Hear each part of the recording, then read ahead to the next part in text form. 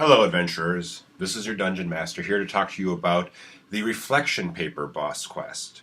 Now, reflection paper is pretty standard business, right? This is the bread and butter of your academic college level courses. I want to give you a couple pro tips, though, things I've seen that especially my friends in the undergraduate program sometimes make mistakes on, and things that I think might help you to think about these papers in a slightly different way. So the thing to remember about a reflection paper like this is that it's a persuasive argument that you're making, right? You're making a claim, and that claim is your thesis statement. So the claim might be something like intellectual property should go away and everything should be free because that will promote arts and sciences in the United States. Now that's a bold claim, and then what you need to do is you need to provide argumentation and evidence to support that claim. Now, to do that, what you want to do is just make really clear arguments, right? This is really basic, like high school exposition stuff. Start paragraphs with clear discussion headers. Use section headings if you're changing topics radically. Use evidence. You want to have a good bit of evidence. Now, for the boss quest, I don't want to overspecify how many citations you need, but again, think about your overall goal. You're trying to convince us that your thesis about intellectual property is the correct thesis to have.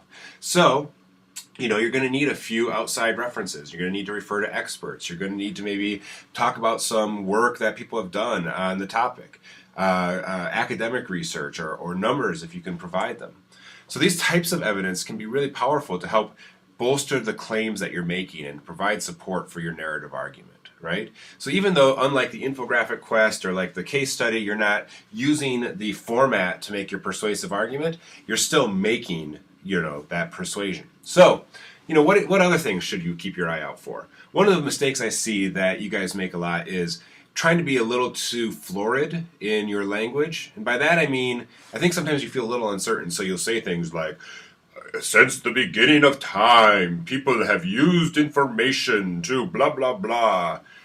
Yeah, we know. You don't have to put that in the paper. The other thing that you do is you exceptionalize the present, right? In no time since humans have walked out of their caves has social media made such a difference for humanity. Yeah, all right. But come on, you don't need that kind of over-bombastic, kind of hyperbolic type of statement to be able to make your argument.